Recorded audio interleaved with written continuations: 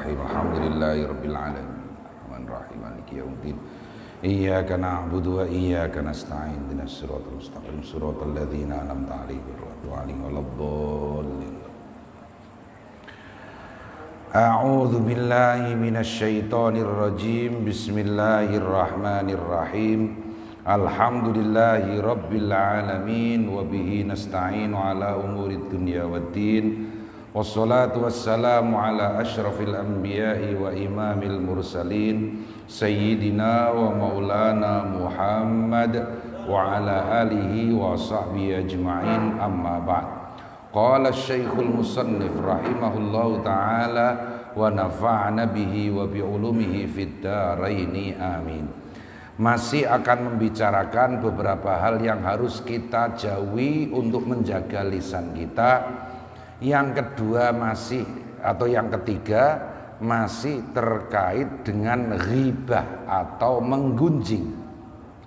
Di mana kemarin yang terakhir Imam Ghazali memerintahkan kita untuk wa inna dzarta ila dzahirika wa batinika falam tatlu atau falam tutalli' fihima ala aibin wa naqsin fi dinin wala dunya fa'lam anna jahlaka bi'ubiu binafsika akbahu anwa'il hamaqah.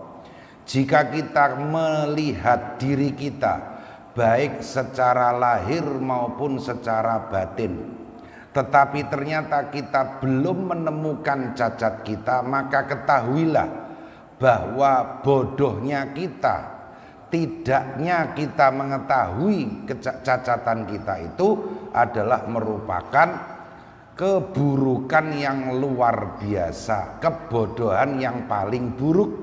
Ayil fasadi fil akli wala aiba a'dhamu minal humki, dan tidak ada cacat yang lebih buruk ketimbang kebodohan atau kerusakan akal. Walau aroda niki lan lamun ngersakake Allahu sinten Allah bika kelawan sira, al ba'u bimakna lam, utawi ba iku kelawan artine lam kedue sira, kama fi ba'din nusahi laka bilam kelawan lam. Walau aradallahu laka khairan ing kebagusan labas soroka, mongko yekti bakal ngaweruhake sinten Allah ka ing sira bi'uyu binafsika kelawan piro-piro cacate awak dhewe ira. Jika saja Allah menghendaki kita kebaikan, maka Allah akan memberitahu kita tentang segala cacat kita. Artinya dibalik, kalau kita belum saja mengetahui cacat kita, maka itu berarti Allah belum menghendaki kebaikan kepada kita. Jadi Allah menghendaki kita menjadi orang baik manakala Allah membuat kita tahu apa cacat kita. Artinya sekali lagi, kalau kita tidak mengerti cacat kita, itu berarti Allah belum menghendaki kebaikan atas diri kita. Itu hampir sama dengan hadis Rasulullah sallallahu alaihi wasallam. May yuridillahu bihi khairan yufaqihu fiddin. Barang siapa dikehendaki mendapatkan kebaikan, maka Allah memberinya pemahaman yang baik kepada agama. Orang yang belum paham agama, maka belum dikehendaki menjadi baik. Nah niku ngoten. Makanya fikih itu fahmuddin, memahami agama. Sekali lagi hadis may yuridillahu bihi khairan yufaqihu fiddin. Barang siapa Allah menghendaki kebaikan, maka Allah memberinya pemahaman kepada agama. Kalau kita belum paham agama, maka berarti kita belum diberikan kebaikan oleh Allah.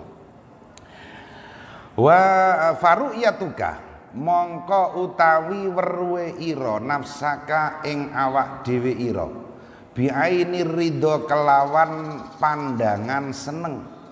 Ghayatu ghabawatika iku katoke kumprung ira ai qillatu fitnatika tegese sithike kecerdasan ira wajah luka lan bodoh ira. Kalau saja kita selalu merasa puas diri, kalau saja kita merasa bahwa kita sudah baik, alhamdulillah saya sudah baik. Nah, penglihatan kita terhadap diri kita itu adalah kebodohan yang paling pol. Adalah kebodohan yang paling sempurna. Kebodohan yang sempurna adalah ketika kita merasa baik-baik saja terhadap diri kita. Wa aksarul khalqi utawi luweh akeh-akeh makhluk. Mbah Nawawi kemudian mengomentari bahwa kebanyakan makhluk itu jahiluna iku bodoh kabeh bi'uyubi anfusihim kelawan piro-piro cacate piro-piro awak dhewe khalq. Kebanyakan manusia menurut Mbah Nawawi adalah tidak mengetahui cacatnya sendiri. Yaro ningali ahaduhum sopo salah sijine khalq al-qudha ing blelek fi aini akhihi ing dalem mripate dulure ahad wala yaro lan ora ningali sopo ahad al-jad'a ing timbilen fi aini nafsihi ing dalem awak dhewene mripate awak dhewene. Ini kemarin sudah disampaikan. Orang melihat kotoran sedikit di mata orang lain tetapi matanya sendiri banyak kotorannya. Gajah di pelupuk mata tidak kelihatan, semut di seberang lautan nampak jelas. Nah itu kebanyakan manusia. Untuk mengetahui cacat orang lain adalah pekerjaan yang paling mudah. Tetapi untuk mengetahui cacat sendiri pekerjaan yang paling susah. Faman mongko utawi sapane wong arada iku ngarepake sapa man an ya'rifa ing yen to ngaweruhi sapa man uyuba nafsihi ing pira-pira cacate awak dhewe man. Nah, pertanyaannya adalah kemudian bagaimana kita bisa mudah mengetahui cacat sendiri? Ini caranya. Falahu mongko iku keduwe man arba'atu turukin utawi papat piro-piro dalan. Ada 4 jalan disampaikan oleh Mbah Nawawi Banten untuk mengetahui cacat sendiri. Al awalu tai dalan kang pertama ayyajlisa iku yen to ngancani meguru sapa man sapa ahad sami mawon baina yadai syaikhin ing dalem antarane ngarsane guru basirin kang waspada bi'uyubin nafsi kelawan pira-pira cacate awak muttali'in tur mentelengi mirsani ala khafayal afati ing atase pira-pira samar-samare pira-pira bahaya. Wayat tabi alan yento anut sopo ahad isyaratahu ing isyarate syekh fi mujahadatihi ing dalem tirakate murid utawa ahad. Yang pertama jalan kita supaya kita mudah mengetahui cacat diri kita sendiri, kita berguru kepada seorang guru yang memang sudah waskita dalam bahasa kita, sudah purno ing pamawas lebdo ing pitutur ngoten Pak nggih. Ini bahasanya Pak Tony ini nggih. Ya, purno ing pamawas lebdo ing pitutur. Sudah memahami rahasia-rahasia penyakit hati. Saya bisa menghaturkan satu contoh kecil. Jadi seringkali kalau kita melihat atau saya sendiri, saya mungkin minggu ini mendapatkan banyak cobaan dari Allah. Tiba-tiba saya pernah didhawuhi guru saya, kalau pangkatmu itu bukan cobaan, tapi siksaan. Loh, ini guru yang sudah waskita seperti ini. Ya kan? Kita misalnya ya apalah, habis jatuh, setelah jatuh sepeda motor dicuri, setelah sepeda motor dicuri apalagi yang hilang, anak sakit segala macam. Waduh, saya hari ini memang banyak mendapatkan musibah, doakan saya sabar ya. Nah, Kulo saya pernah seperti itu, tiba-tiba guru saya, ya Mbah Dullah Salam waktu itu, atau Mbah Nafek, kalau pangkatmu itu bukan cobaan, kalau pangkatmu itu siksaan. Jadi bersyukurlah kalau kamu dapat musibah, dapat bencana, karena itu adalah siksaan di dunia. Ini contoh guru yang sudah waskito.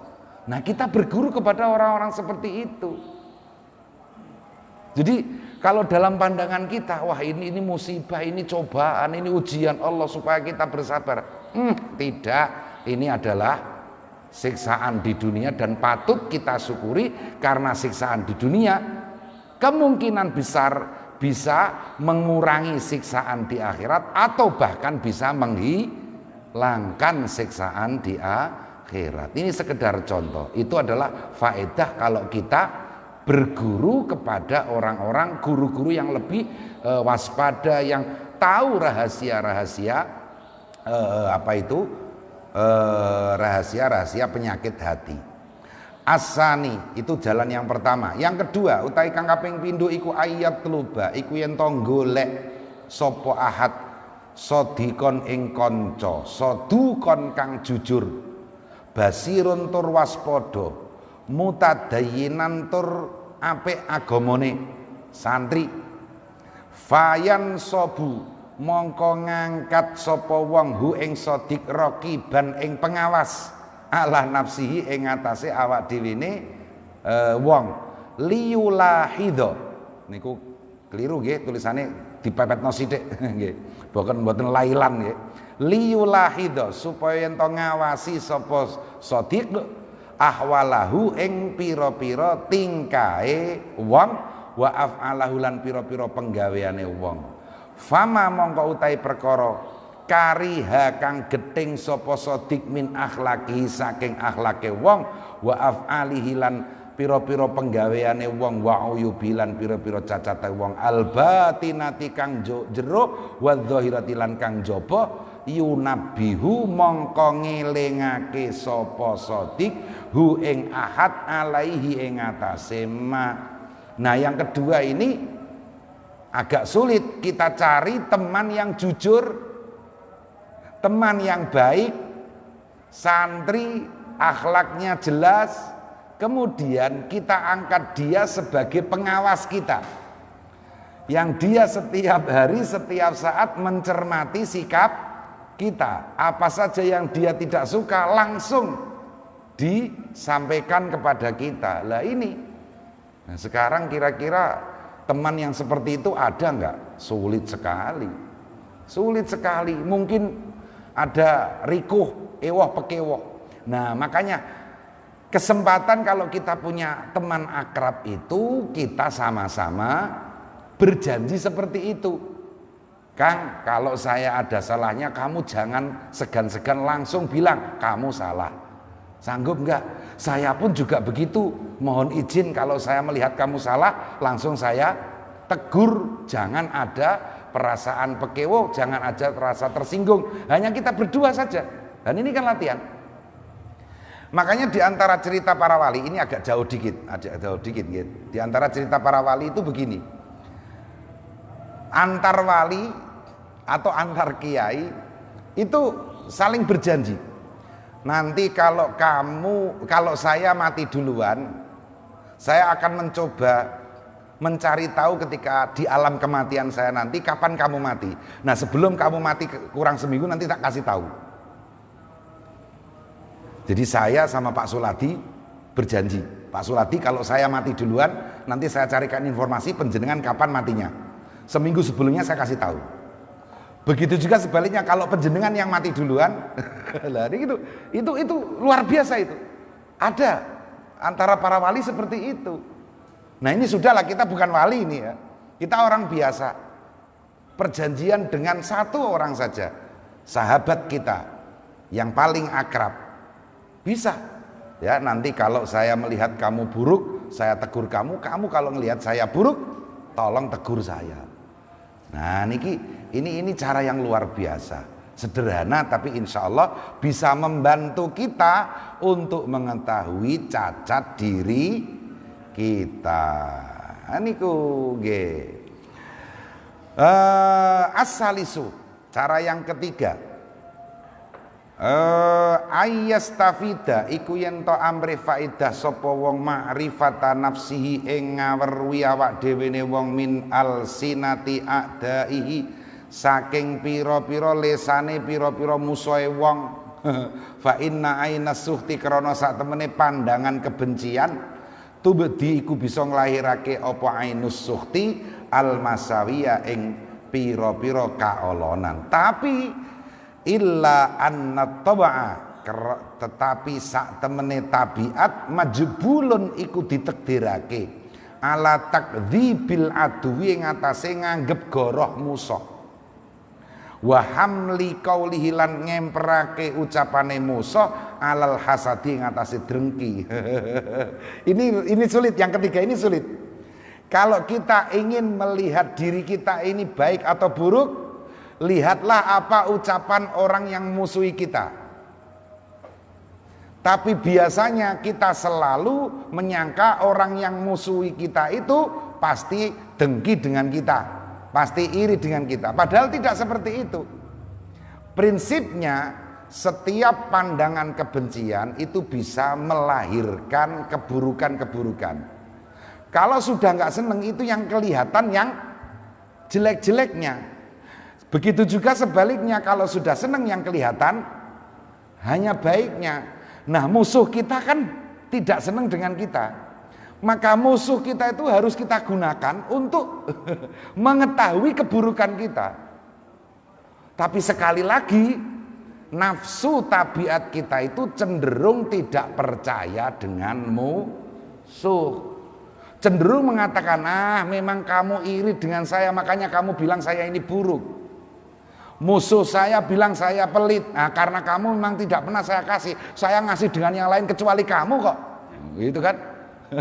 Nah, padahal ya itu berarti, misalnya seperti itu, misalnya saya bermusuhan dengan seseorang, terus orang yang memusuhi saya itu bilang kamu itu pelit, saya pasti tidak terima.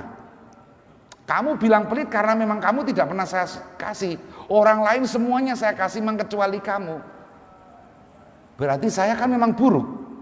Saya kan memang sebetulnya pelit. Kalau memang saya itu tidak pelit, musuh pun saya kasih. Loh kan ngoten ya. Berarti musuh saya kok tidak suka dengan saya.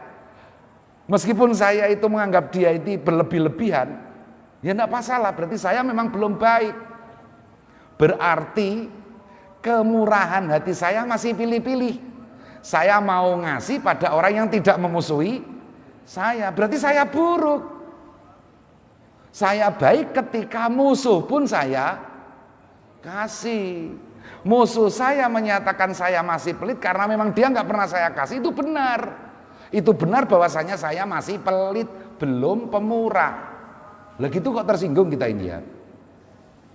Kita masih susah menerima pendapat orang yang memusuhi, padahal sebenarnya pendapat orang yang memusuhi kita itu sebenarnya malah benar. Enggak. Kalaupun toh kita sudah baik, pastilah kita belum sempurna kebaikan kita. Ya itu tadi. Enggak, durung temenanan lomone, nyatane aweh ije pileh-pileh. Ya ije durung lomo. Diarani tersinggung. Sing ngarani musuh kok. Lah iya, musuh Anda itu justru membantu Anda untuk mengetahui mana cacat kita. Begitu, nggih. Masya Allah. Walakinnal basira. Nah, tetapi nek sak temene wong kang waspada, orang yang baik waspada, la yakhlu iku ora sepi sapa basir anil intifai saking ngalap manfaat biqauli a'daihi kelawan pendapate pira-pira musuhe basir. Orang yang waspada, orang yang baik itu tidak pernah meninggalkan kesempatan untuk mengambil manfaat dari pendapat musuhnya. Nggih. Orang, ya makanya itu Jadi sekali lagi itu kalau dibalik termasuk mengakui kelebihan musuh itu juga bagus. Mengakui kelebihan musuh itu juga bagus. Makanya ada seorang raja Inggris ketika masa-masa perang salib, julukannya The Lionheart, Al-Qalbul Asad. Nah ya, julukannya ya musuhnya siapa? Salahuddin Al-Ayyubi. Ketika si raja Inggris tadi The Lionheart ini sakit, yang mengobati adalah siapa? Salahuddin Al-Ayyubi. Kemudian Lionheart ini menyatakan kekagumannya kepada Salahuddin Al-Ayyubi. Dan apa yang terjadi? Salahuddin Al-Ayyubi semakin waspada, berarti musuh saya ini orang hebat. Karena dia mau mengakui kelebihan musuh. Loh gitu. Raja Inggris yang memerangi tentara Islam waktu itu mengakui kelebihan Salahuddin Al-Ayyubi. Nah, Salahuddin Al-Ayyubi sendiri mengakui dia ini orang hebat karena dia mau mengakui kelebihan musuhnya. Nah, pejuang Islam sekarang ini kan keblinger semua. Wah, nggak mau mengakui kelebihan musuhnya. Sebetulnya mengakui tapi dalam bahasa yang lain. Apa itu? Apa itu? Ya misalnya seringkali menyatakan misalnya, yo ini seperti wabah corona ini. Awal-awal kan seringkali ada pendapat, wah ini corona ini ciptaan negara ini negara itu, gitu kan? Oh, untuk menjauhkan kaum muslimin dari masjidnya loh, karena sekarang masjid sepi dan lain sebagainya. Lah itu berarti kan sebetulnya mengakui kelebihan musuh kalau memang seperti itu.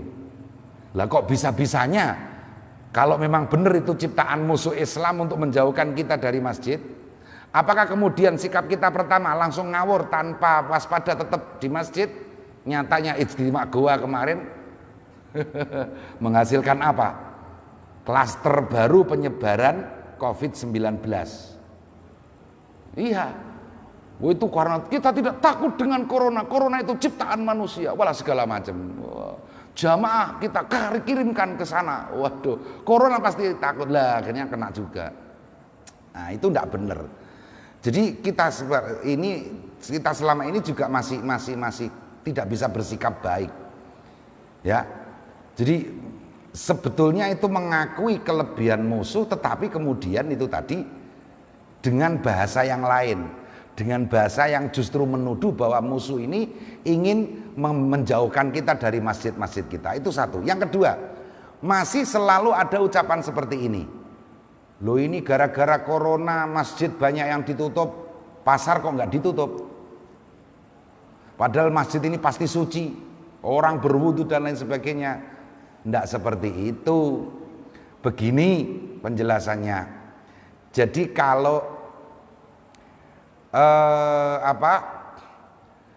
masjid itu ditutup, kan kita masih bisa beribadah di rumah. Tapi kalau pasar ditutup, kita belanja dari mana? Itu satu.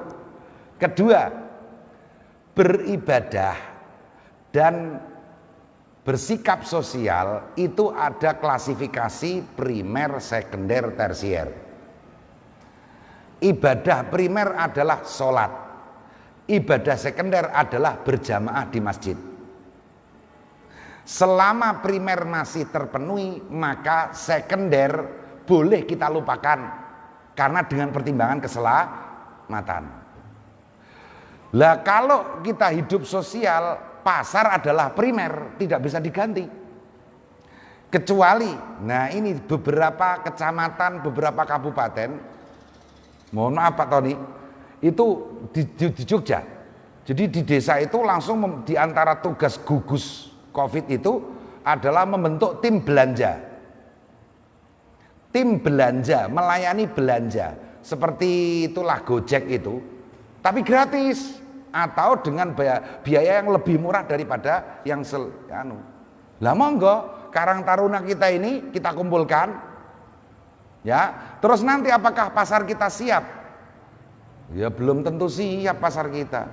Nanti yang jualan beras saja, yang jualan lauk saja, di mana nomor teleponnya kelihatan dan bisa diakses. Loh, kita belum siap itu.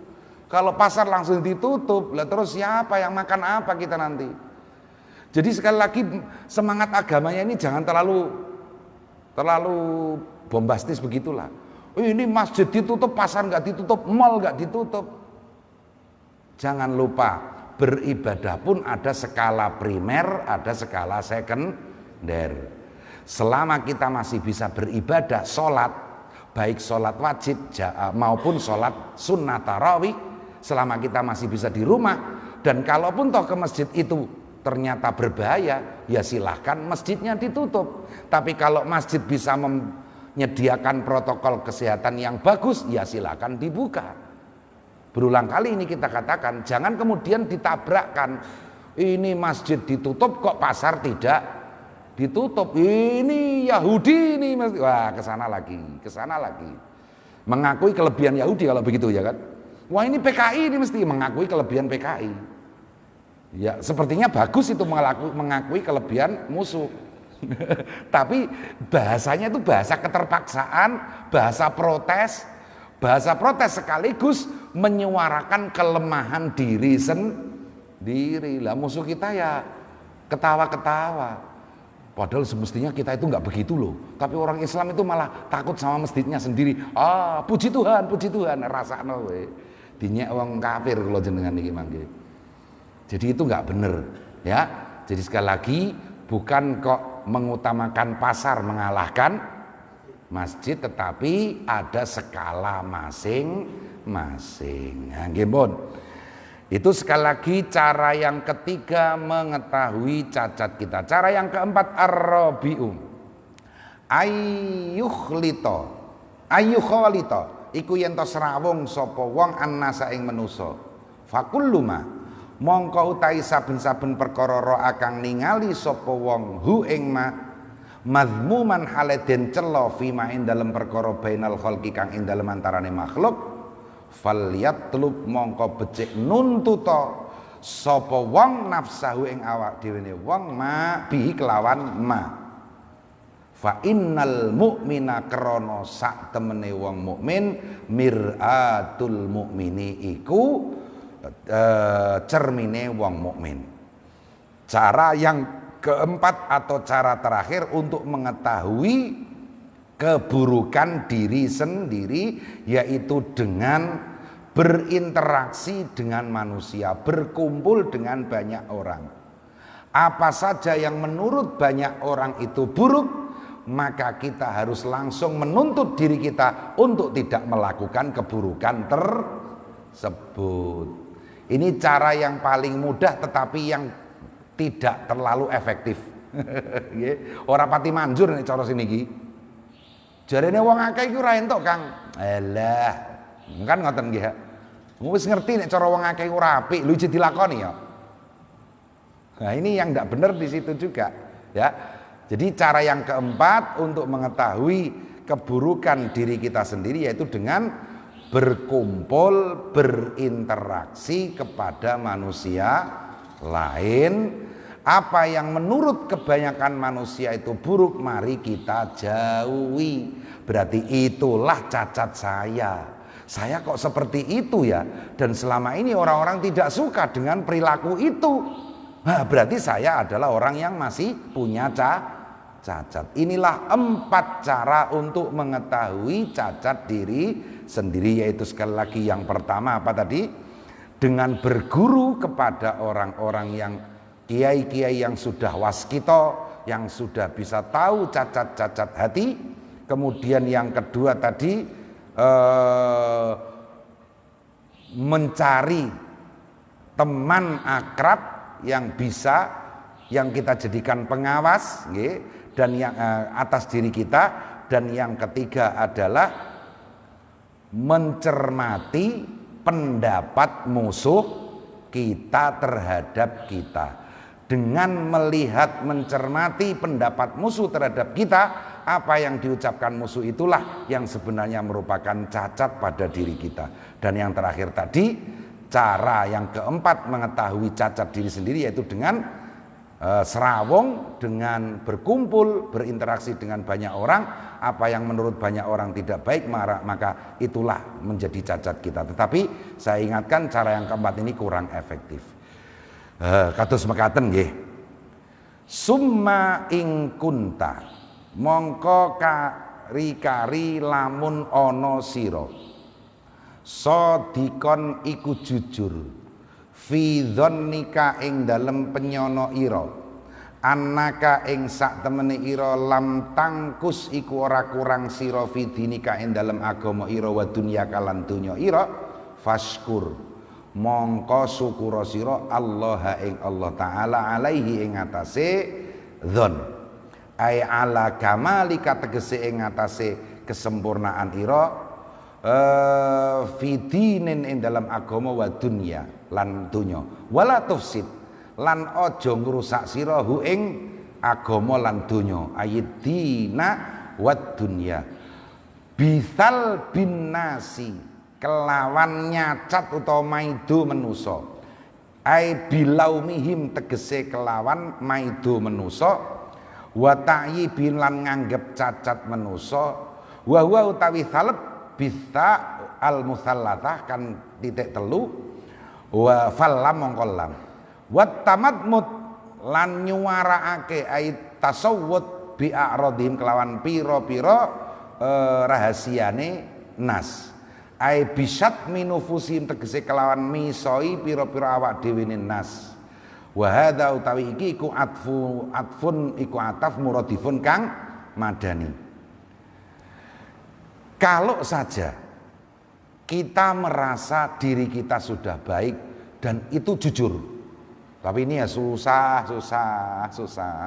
Selalu kita itu paling mudah memaklumi kesalahan sendiri, ge. Kamu kok tadi malam tidak tahajud kenapa? Ya karena tadi malam itu saya banyak tugas. Oh iya ya, ya iyalah iya, kan begitu, ge.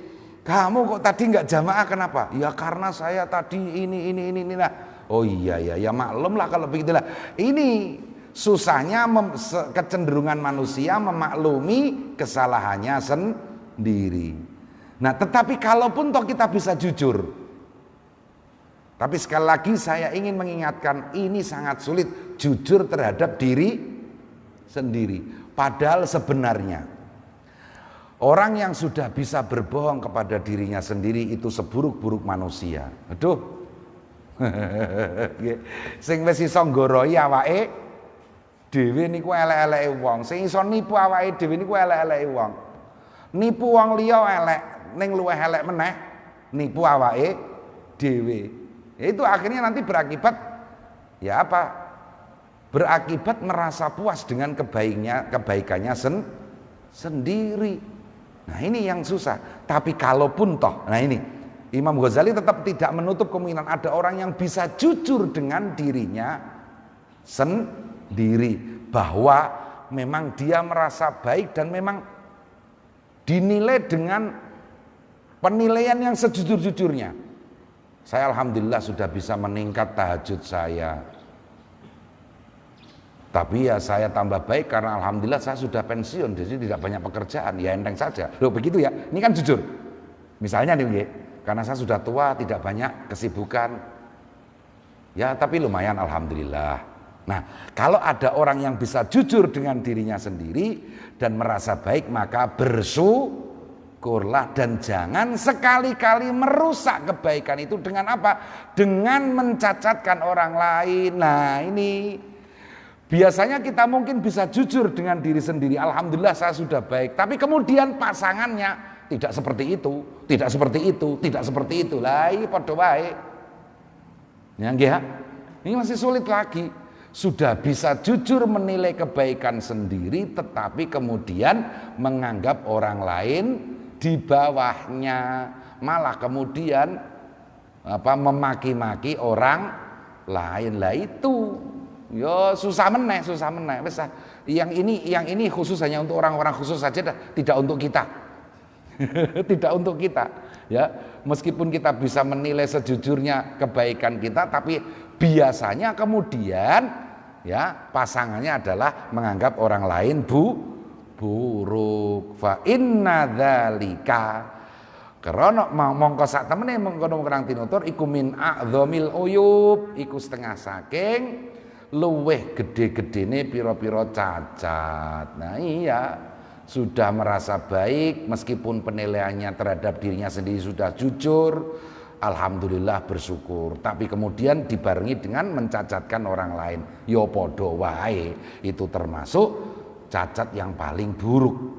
Wa qala Umar radhiyallahu an, alaikum bidzikrillah, alaikum netepono sira kabeh bidzikrillah kelawan zikir Allah taala, fa innahu karena sak temene zikrullah syifaun iku tombo, wa iyyakum lan wedya sira wal ghibatalan ing rasan-rasan, wa dzikrin nasi lan nyebut nutur-nutur nyebut-nyebut manusa. Fa innahu karena sak temene ghibah wa dzikrin nas daun iku penyakit. Menurut Sayyidina Umar bin Khattab, zikir itu obat, menggunjing orang lain adalah penyakit. Suka rasan-rasan, seneng rasani wong liya niku penyakit. Wa lam lan ngerti sira annasu adzanni ing sak temene olone penyono haramun iku haram. Apalagi dengan menganggap orang lain cacat itu didasari dengan suudzon. Padahal suudzon itu haram. Mislal qauli hale ngupamani ucapan.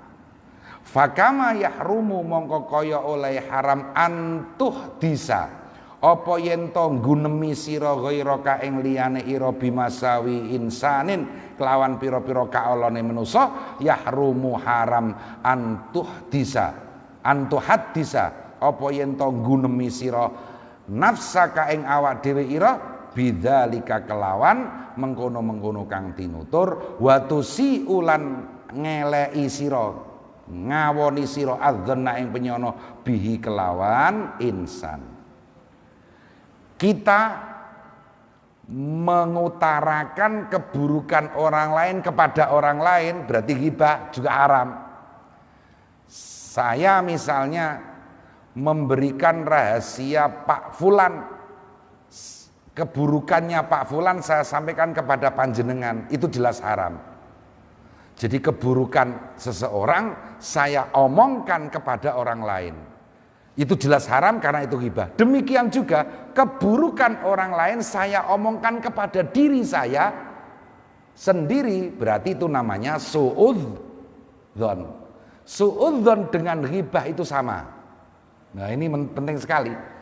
Menganggap orang lain buruk itu sama dengan ghibah. Kalau ghibah kan menyebutkan keburukan orang kepada orang lain. Nah demikian juga menyebutkan keburukan orang kepada diri sendiri. Saya menyebutkan keburukan A kepada B, dengan saya menyebutkan keburukan A kepada saya sendiri itu sama. Menyebutkan keburukan orang lain kepada saya sendiri itu namanya suudzon. Nah, makanya qala Allah Ta'ala ijtanibu katsiran minadh-dhanni, ngado sira nebihono sira kabeh kasiron ing akeh minadh-dhanni saking penyono. Warawa al-Bukhari, jelas ijtanibu katsiran minadh-dhanni, jauhilah kebanyakan dari persangkaan. Warawalan riwayatake sinten al-Bukhari wa Muslimun an Abi Hurairah anna Rasulullah sallallahu alaihi wasallam rupane sak temene Kanjeng Nabi kala iku dawuh sinten Kanjeng Nabi dawuh iyyakum wadya sira wa dzannalan ing penyono. Fa inna dzanna karena sak temene penyono akdzabul hadisi iku luwih goroh-gorohe guneman. Akdzabul hadis. Jadi suudzon itu adalah pembicaraan yang paling berbohong. Wal muradu utawi kang den karepake bidzonni kelawan penyono jazmul qalbi iku mantepe ati bisa babi kelawan sebabe dzon ala ghairika ing atase liyane ira bisui kelawan Allah. Suudzon di sini kenapa dianggap buruk? Karena berdasarkan dugaan saya kemudian menilai orang lain secara pasti bahwa dia itu buruk. Lah nek wateke dene paling ndak ngono iku wae. Nah, itu kan suudzon. Nggih. Misalkan ada di kampung kita mantan residivis baru saja dibebaskan karena corona. Tiba-tiba ada kasus pencurian di kampung kita. Insya Allah 99,9% dari penduduk tersebut langsung, ya iku sing lagi metu iku lho. Kita boten. Ini dugaan. Karena apa? Namanya dugaan itu pasti tidak bisa yakin. Yakin itu 100%. Selama Anda belum tahu bahwa si fulan itu mencuri dengan mata kepala sendiri, Anda tidak bisa mengatakan itu pasti. Gini apa nggih? Nah, pancen biasane wancen apa meneh dene bar kok ngene penjara ra dipangan ya. Mulane ayam-ayam do ilang ancen iki. Wis meniku. Apakah Anda mengetahui dia mencuri ayam? Apakah Anda mengetahui dia mencuri itu dan lain sebagainya? Pasti belum. Tapi kemudian Anda menduga dan dari dugaan itu Anda menilai. Iya sama-sama menilai. Nah itu namanya dzon yang bisa memastikan. Dugaan yang dijadikan sebagai ukuran kepastian. Mas paling dekne kandhani ora ana. Sedurunge ana dekne teko iku aman kok negara anu. Kan begitu nggih. Juga ana dekne iku lho. Lah akhirnya terjadi tindakan-tindakan tindakan anarki kemudian. Itu dugaan yang kemudian menyebabkan kita memastikan penilaian. Fa'ammal khawatiru, kalau hanya kerentek ning ati, ketoke ndak radekne ya, tapi di hati, nggih. Fa'ammal khawatiru mongko ana penutai pira-pira kerentek wa hati sunnasilah lan gunemane ati. Idza lam yastaqirra, iku ing dalem nalikane ora tetep apa khawatir wa hadisun nafas wa yastamiru lan ora tumerus ora berlangsung apa khawatir lan hadisun nafas alaihi ngatasé alaihi walam wa yastamiru walam idza lam yastaqirra wa yastamirra lan tumerus alaihi ing ngatasé khawatir lan hadisun nafsi sapa sahibu sapa wong kang duweni khawatir wa hadisun nafsi fama'fuwun mongko iku di ngapura apa anhu saking khawatir lan hadisun nafsi bittifaqil ulama. Kalau sekedar kerentek di hati, apa kerentek di hati itu? Ada suara di hati, kayaknya kok dia ya, tapi tidak berlanjut, hanya sekedap saja, tidak berlanjut, maka itu tidak dosa. Oh enggak, tidak dosa. Kayaknya kok dia, astagfirullahaladzim, langsung begitu, langsung jangan diteruskan. Lah kalau diteruskan yang menjadi suudzon tadi, suudzon kan akhirnya dari drek gitu. Wah, ono sepeda hilang, lagi wingi dene metu kok ngene buwi ya, ndara dekne. Nah itu kan semuanya dari kerentek. Nah kalau ini hati ini terbetik, jangan diteruskan. Kalau tidak diteruskan, maka insya Allah itu adalah diampuni, tidak merupakan dosa. Li'annahu krono sak temene khawatir lan hadisun nafs lakhtiyara iku ora ana ikhtiar, kebebasan iku maujud lahu kedue wong fi wuqu'i kurang wawu. Fi wuqu'i ing dalem tumibane khawatir lan hadisun nafs wala tariqa lan ora ana dalan iku maujud lahu kedue wong ilal infikaki maring pisah anhu saking mengkono-mengkono kang tinutur. Nah, karena memang omongan di dalam hati itu sesuatu yang kita tidak bisa menghindari. Duwe ati re, ndak nggih. Iso mikir re. Lumrahe ana barang ilang dene lagi teko ndak ya lumrahe ngoten. Nah niku. Jadi karena itu kita tidak bisa menghindar. Yang penting yang harus kita lakukan jangan meneruskan. Kalau tiba-tiba datang nggak apa-apa, nggak dosa. Tapi yang susah itu jangan sampai diteruskan. Nah niku makanya wahwa utawi hadisun nafsi lan khawatir al muradu iku kang den kersakake biqauli Rasulillah sallallahu alaihi wasallam kelawan dawuh Kanjeng Nabi rupane dawuh innallaha. Nah inilah apa ucapan di dalam hati yang diampuni oleh Allah ini seperti yang disebutkan oleh Rasulullah dalam hadisnya innallaha saat temene Gusti Allah tajawaza iku ngepura sinten Allah li ummati maring umat ingsun ma ing perkara haddasat kang gunemi biha kelawan ummati sapa anfusuha apa pira-pira atine ummati malam tatakallam selagine ora guneman sapa ummati bi kelawan ma haddasat au ta'mal utawa nglakoni apa sapa ummati selama tidak diucap kan dan selama tidak diperbuat dilakoni senajan krentek ning ati niku dingapura kala ngendika sinten ulama wal muradu ta kang den kersakake bidzalika kelan mengkono kang tinutur iku al khawatiru iku pira-pira krentek allati rupane khawatir la tastaqiru kang ora tetep apa khawatir sawaun iku padha uga kana utawi yen ta ana zalika apa mengkono kang tinutur zalikal khatiru apa mengkono-mengkono kerentek ghibatan iku rasan-rasan au kufron utawa kekafiran au ghairahu. Nah, bahkan jadi selama masih hanya di dalam hati belum terucap meskipun itu berbentuk hal-hal yang mengarah kepada kekafiran sekalipun kerentek arep kafir ini ojo diterusno, tidak diomongkan juga tidak dilakukan itu enggak apa-apa.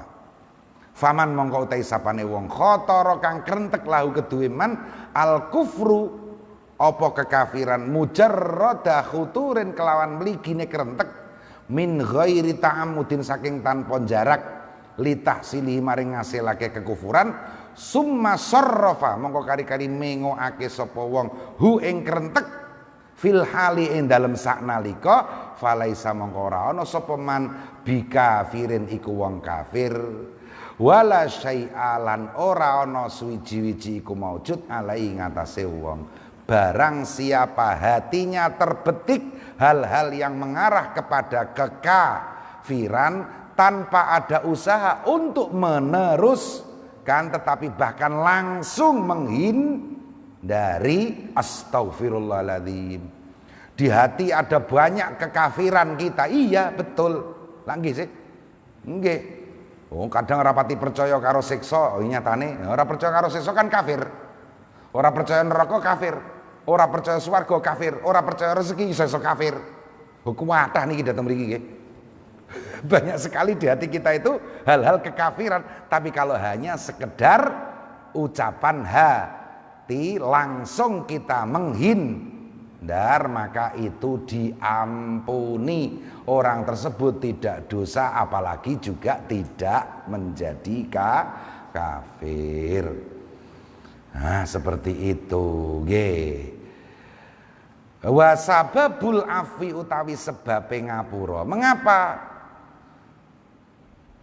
ucapan hati yang seburuk itu tetap diampuni ta'adzuru ijtinabihi. Lho iki iku angele ngadoi ma khotorot wau.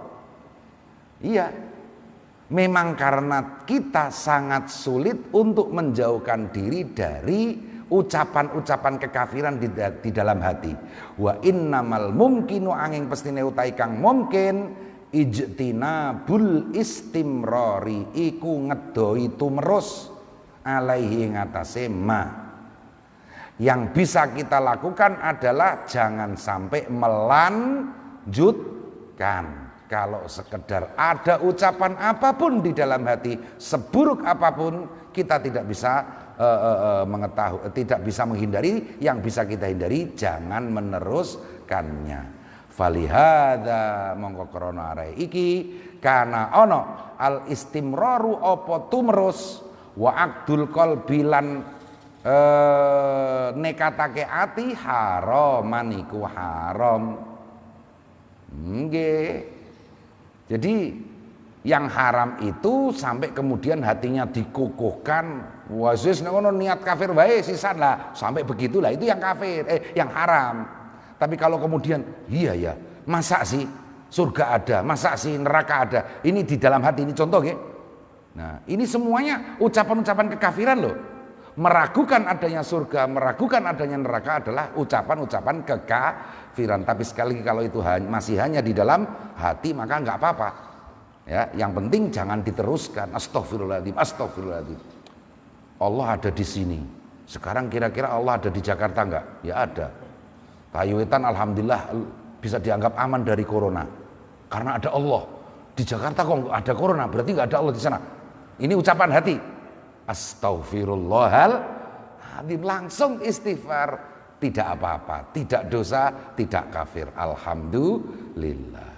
Wa mahma arido lan ing dalem semangsane anyar teka laka kedua sira hadzal khatiru apa iki krentek bil ghibati kelawan kerasan-rasan wa ghairiha lan liyane ghibah minal maasi nyatane pira-pira kemaksiatan wajaba mongko wajib alaika ing atase sira daf'uhu apa nolak khatir anhu saking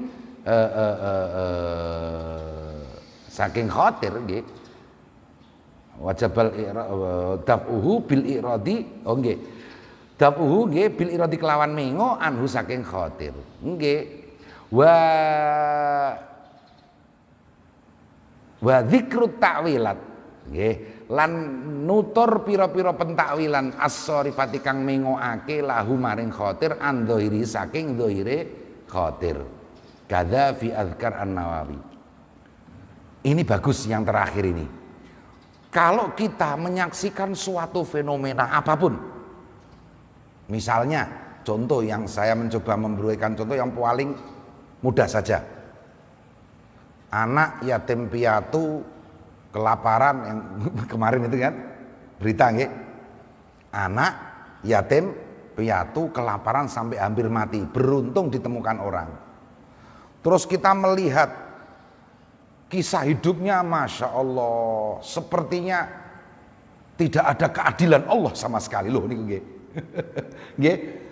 Wah, ini ternyata misalnya diketahui anak tersebut memang sejak awal lahir menderita terus. Bersama anak bapak tirinya digebuki segala macam lah pokoknya. Pokoknya sejak lahir itu dia tidak pernah mendapatkan kebaikan, tidak pernah mendapatkan kebahagiaan meskipun sedikit. Sudah begitu dia punya tubuh yang memang tidak sehat, imunnya turun, orangnya Masya Allah, pokoknya Masya Allah, celaka terus lah. Nah di hati itu kemudian kan ada muncul, ini keadilan Allah di mana ya? Tiba-tiba sementara bapak tirinya yang kejam itu tadi, wah usahanya sukses malah, Masya Allah, orangnya jadi orang besar misalnya. Nah menghadapi seperti ini bagaimana? Kita harus berusaha sepintar-pintar mungkin mencari penafsiran. Oh, bisa jadi si anak yatim itu tadi sebentar lagi jadi wali, makanya menderita. Oh begitu, harus langsung begitu, disediakan takwil-takwil, tafsir-tafsir yang indah. Mulane ngoten kudu nggih. Kudu ngoten pancen, harus begitu.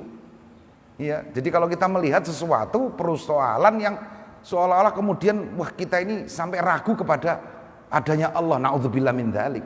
Kita harus selalu siap dengan takwil-takwil, penafsiran-penafsiran. Oh jangan-jangan dia itu memang wali Allah, sejak kecil dibuat menderita oleh Allah.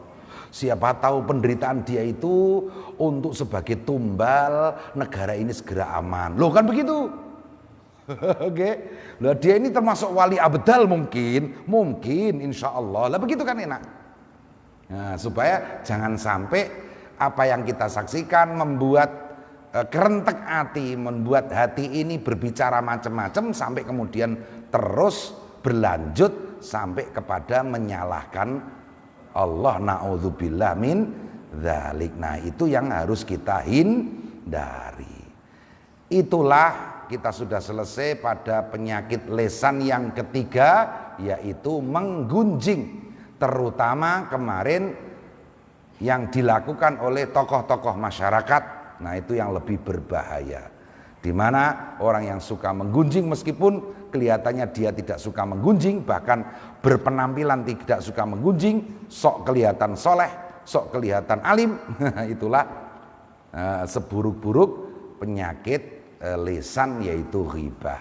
Summa qal wallahu a'lam bissawab ila hadratin nabil mustafa rasulillah sallallahu alaihi wasallam semala hadrat nabiillah Yunus wa ila jami'il anbiya wal mursalin wa syuhada was salihin wal auliya wal masyayikh wa rijalallah. Al-Fatihah. A'udzubillahi minasyaitonir rajim. Bismillahirrahmanirrahim. Alhamdulillahirabbil alamin arrahmanir rahim maliki yaumiddin. Iyyaka na'budu wa iyyaka nasta'in ihdinas siratal mustaqim siratal ladzina an'amta 'alaihim ghairil maghdubi 'alaihim waladdallin. La ilaha illa anta subhanaka inni kuntu minadz zalimin.